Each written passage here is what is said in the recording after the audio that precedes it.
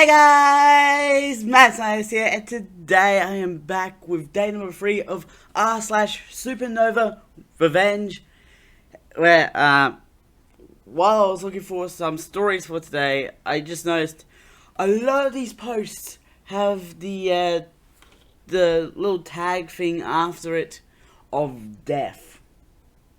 Like, I was seeing so many. Or NSFW, or something after it. I'm like, what is up with this subreddit? Like, this subreddit thing is apparently death.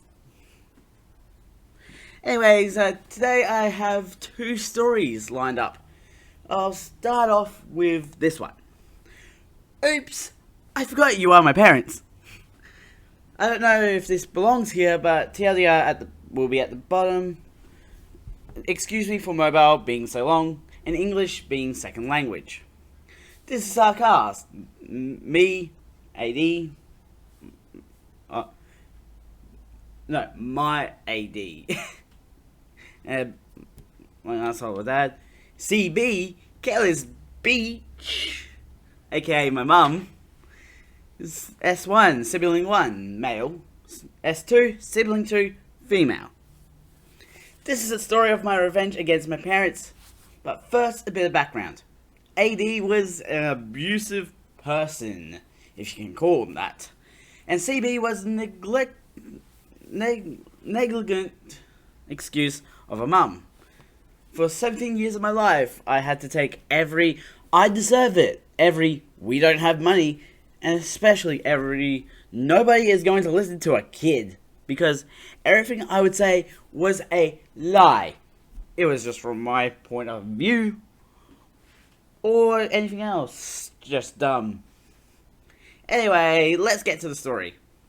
AD had already been abusing me for a long time, but I didn't care anymore. So I started small, calling CPS when AD and CB didn't have any food for us, sibling 1, sibling 2, and me. Then they would buy the food the day CPS would come, and either take it away or toss it the next day as a punishment. Then, a little more adventurous, showing the wounds and scars to anyone interested that would make AD be more mad and beat me up, especially with a braided leather belt. Ah, the classic leather belt. But that by the time I was 7, it was like a 9-tail whip, leaving open wounds all over my back, and then threatened to do it worse the next time, while CB would make excuses to cover AD.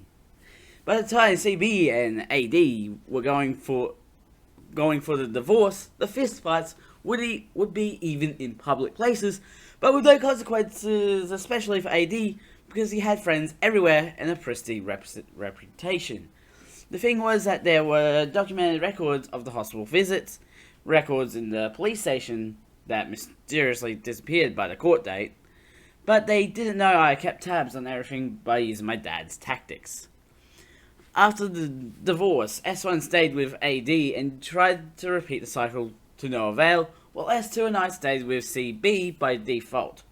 Grandparents have no right for custody where I lived. CB had friends all over all the time, even when she was married, at least the last year or so of it.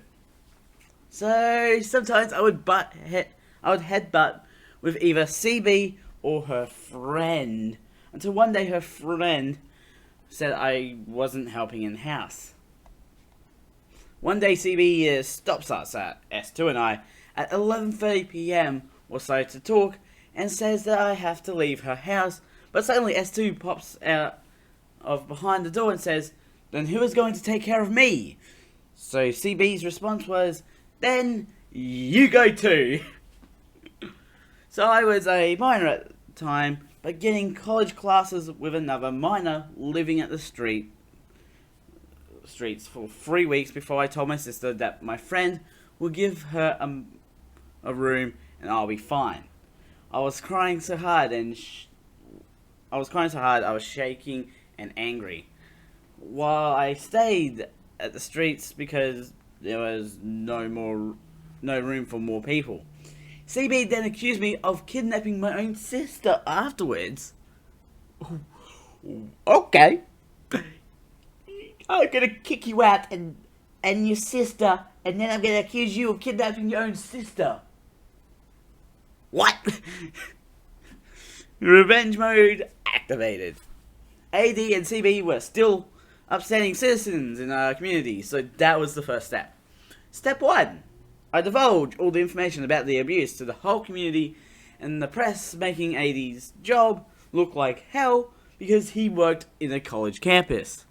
Then make every statement of the hospital staff, with their permission, known, as well as every excuse that my mum said in the hospital. Step 2 on CB.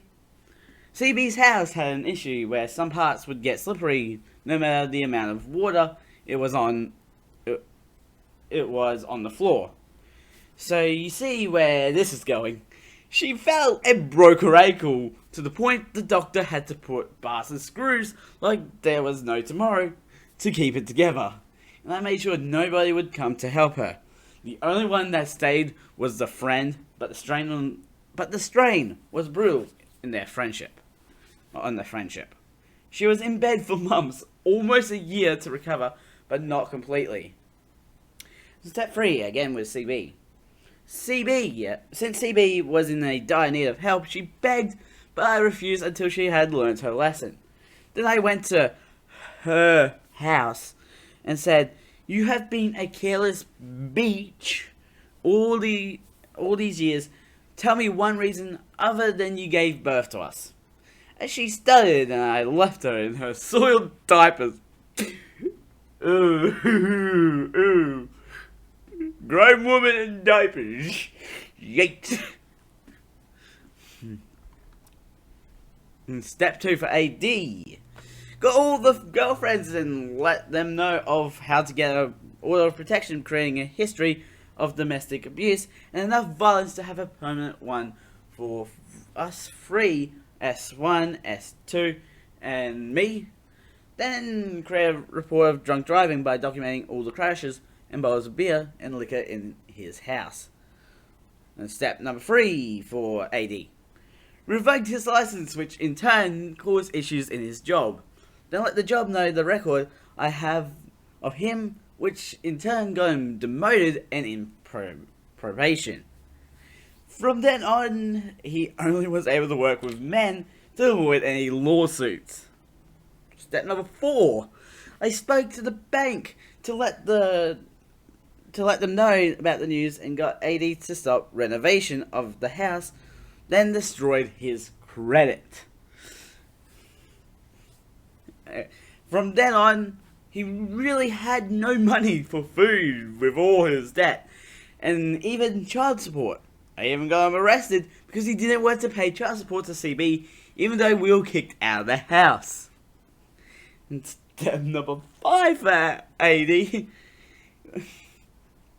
He got to a severe depression and took sleep meds, but fell in the renovation area and couldn't shout to get help.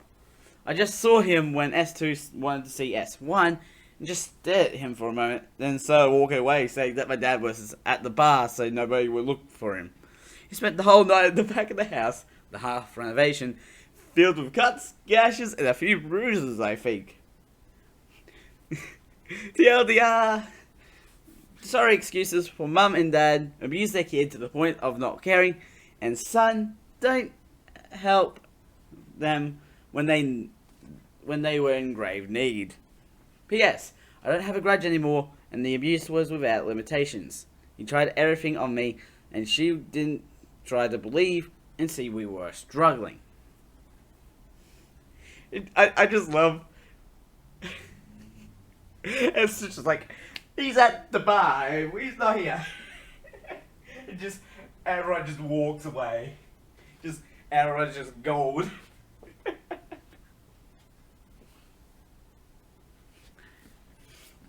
Let's move on to the second story of the day.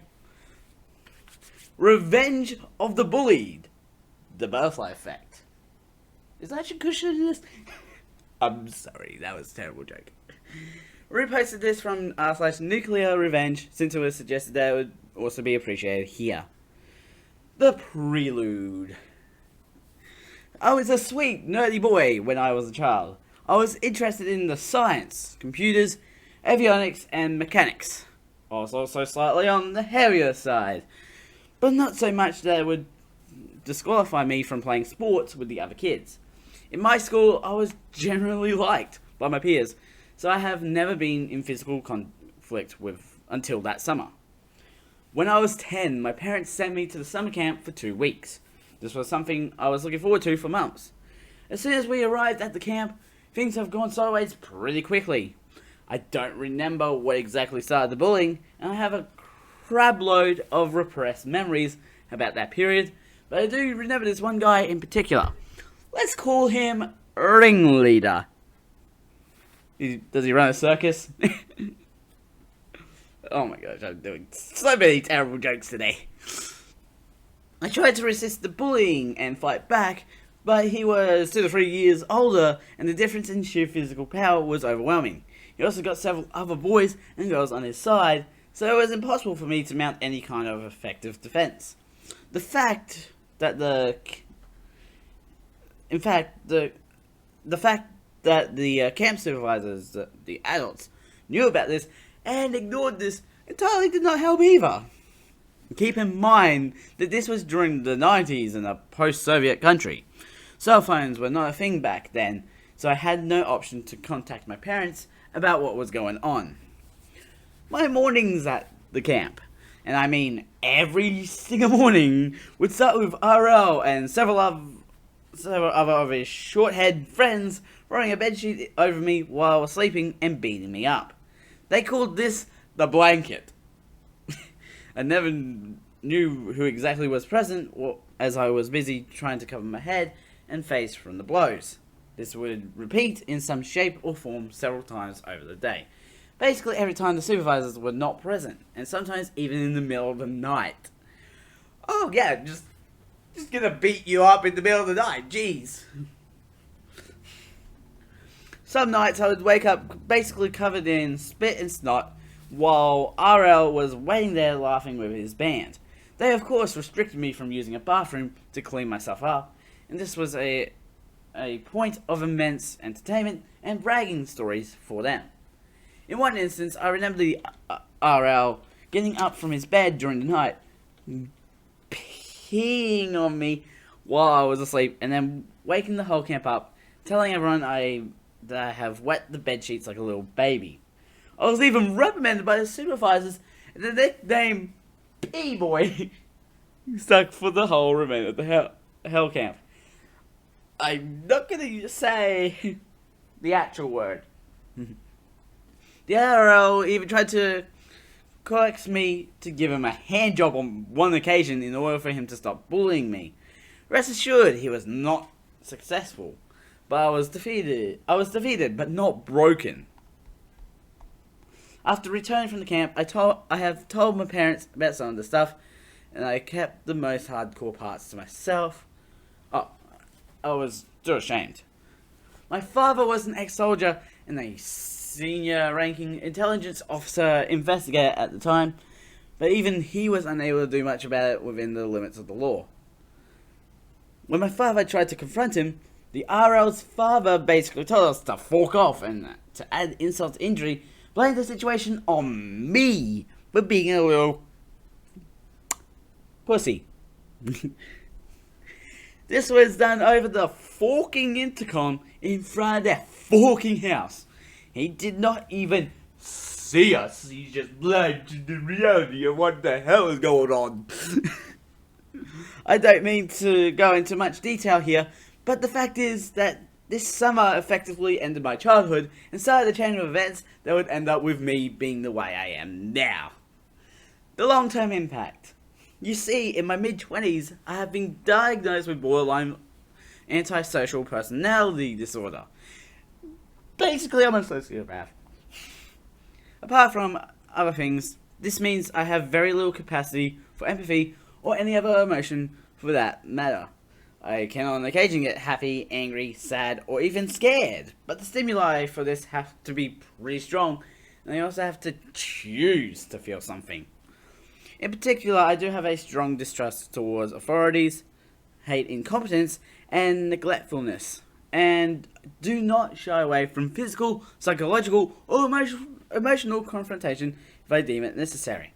This personality adjustment is not entirely a bad thing for me either. I am able to remain entirely composed in high stress and or hostile situations, and can also read people extremely well, since my biases and emotions really play a role in my assessments. This leads me to some pretty interesting career choices over the years, since people with my disposition are pretty rare and valuable in different roles. Contrary to popular belief, sociopaths are not entirely malicious. We do not go out of our way to harm some random person just for shorts and giggles, or because we are bored. We need a good damn reason to do nefarious shorts, but when we have one, we execute flawlessly. Flawless victory. Fast forward 10 years or so, I was working as a security guard in one of the more frequented bars in my city. This was not the kind of a security guard that you would imagine guarding a mall or pulling a night shift in an administrative building. We always worked in teams of two, and instead of badges and uniforms, our standard equipment would consist of civilian clothing, a melee weapon of our choosing, leather gloves, and a concealed firearm, which I fortunately never had to use. We were, of course, prohibited from drinking in the establishment, even on off-duty hours, but were otherwise required to socialise with the patrons and to generally appear non-threatening. Most of the nights, it would be pretty quiet and mellow, since most of the people knew not to fork around with the staff or other customers, and even appreciated the extra layer of security.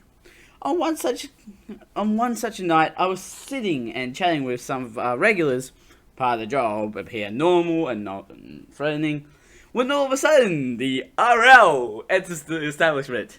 He did not recognize me so far, and he also appeared drunk as hell. However, in short time, he started verbally abusing one of our waitresses. In circumstances like these, we employed a one-strike rule. You got one warning from the staff, and if you did not change your behavior on the spot and permanently, you'll be forcefully removed. He's acting like the regulator he is. My colleague, who was closer and had a better overview of the situation, slowly approached the guy and asked him to stop insulting the waitresses. Although I did pay attention, I wanted to distance myself from this situation as much as possible, since I knew that if the RL recognized me, the situation would probably escalate rapidly. Suddenly, the RL grabbed an empty bottle of beer from the table and hit the colleague right over his right elbow, doing some pretty significant damage. He threw the bottle away and ran for it immediately.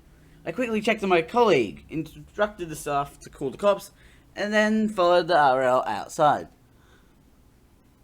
As soon as I got out, I realized the motherfucker, RL, was completely sober and they had two other friends outside. They did this on purpose. They were trying to provoke a street fight all along. I was unsure if he knew who I was or if he was targeting me on purpose, but I was not 10 years old anymore. I took out my baton and proceeded with the engagement. The motherfucker even had the balls to call me a pussy and ask for a one-on-one without a baton. It took them like 5 seconds to realize they made a mistake. They did not bring any weapons, so as soon as the first one fell to the ground, the RL and his remaining friend decided to flee. I was not about to let the RL get away with this kind of bullshit. I caught up to him in less than 100 meters. I did actually only use the necessary force to make him comply to my kind request to come back to the front of the bar and let the cops sort things out. As we relatively calmly waited for the police to arrive, I realized he indeed did not know who I was, and I was not about to spoil the fun. They arrived like 3 minutes later. They informed me that they were looking for a group of guys provoking fights in this manner over the last month, and asked if we wanted to press charges. Of course we did. My colleague, who almost got his elbow shattered, was unable to attend the attend work for several months. His friend that I had to put down in front of the bar even tried to press charges against the establishment, but was quickly dismissed as reasonable self-defense since there was no lasting damage. I assume my name must have come up during the proceeding, but the RL never connected the dots between myself as a 10-year-old boy and my new self. The best part? The RL was already up for sexual assault charges, and while arresting the RL, the kind officers even found drugs on the dumb motherfucker. It was just a small amount of ganja, but you can get served with some pretty serious time for that back then. Of course, he claimed somebody must have planted the drugs. Why would anybody do that to him, though? I'll never know. Lots of repressed memories, as I have said. In the end, he was sent to jail for 3 years. Did I mention that my father was an intelligence officer? I believe I did. Well, my father was already dead by this time, but most of his old friends were not. Some still worked with the law enforcement. One was even overseeing the guards in the jail the RL was sent to at the time. I made sure that my father's friend remembered what happened to me in that summer camp. To put this into context, back at the time our jails were pretty rough. Several of the people working there were still from the old guard, trained and taught by Soviets. This was certainly not a summer camp. Fast forward another 5 years, the reckoning.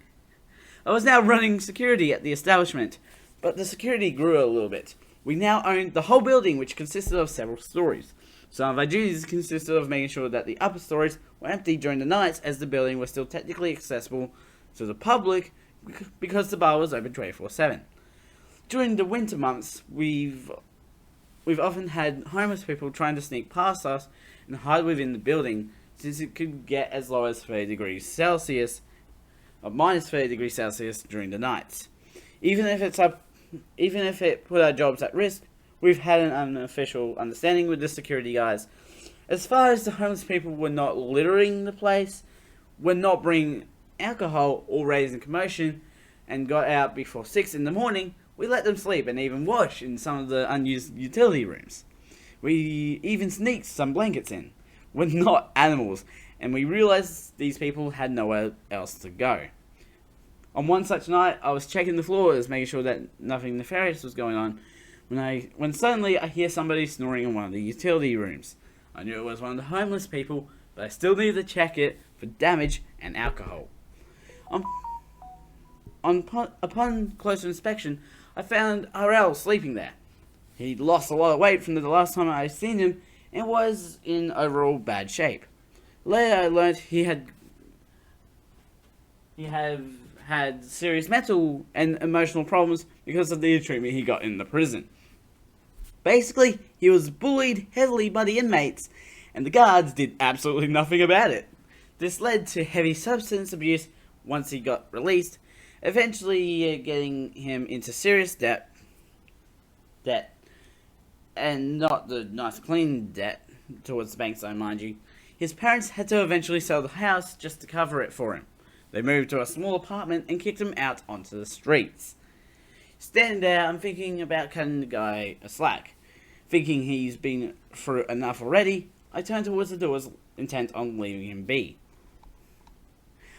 Then I remember how he fucking peed on me while I was asleep and made it look like I wet the bed. I remember how he and his punks beat me several times a day for 2 weeks straight. I remember him barring me access from the bathrooms while I was covered in dried snot and spit, and laughing and bragging about it later. I remember him trying to coax a hand job out of a 10-year-old boy. I remember his short of a father blaming me for all that over the intercom.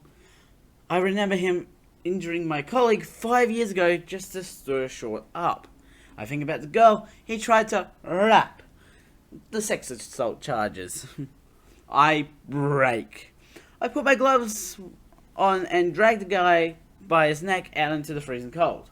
I can clearly see he does not fully comprehend what is happening to him, still half asleep. Once outside, he starts to fucking beg. He is trying to appeal to my sense of humanity. Then he gets angry. And then He gets angry. I quickly reaffirmed that he is in no position to be aggressive towards me or anyone else, and remind him not to make the same mistake he made 5 years ago. Then he remembers. You got me into jail 5 years ago.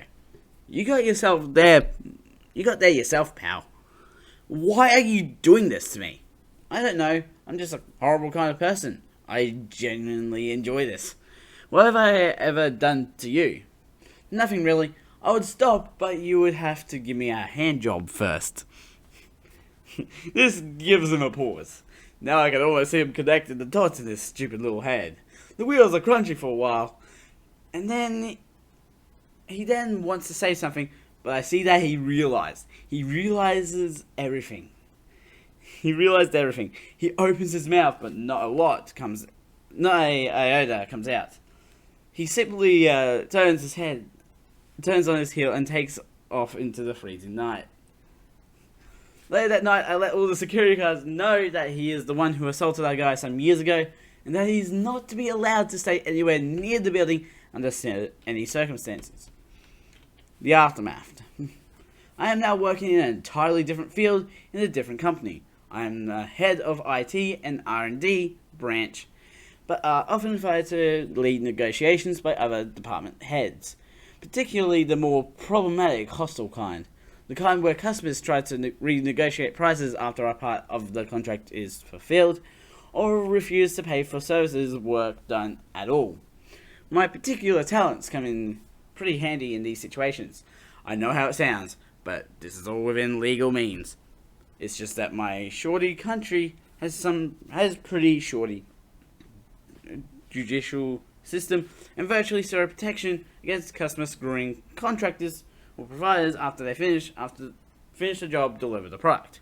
Our company is currently entering a deal to acquire a small business providing various recreation services, including running summer camps for children.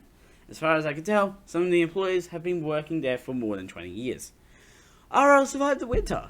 He lost some fingers due to a frostbite, but nothing major. I still sometimes see him around the city, and it always puts a smile on my face. I make a point of giving the poor guy some cash every time I meet him, since I know he'll inevitably spend it on drugs and booze.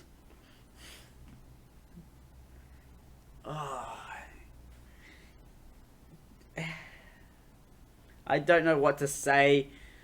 I love how it's like the line that really just connects all the dots for him from at the time this story went up, like from the time to 5 years ago to 10 years before that, and that's how it's like, you gotta give me a hand job first.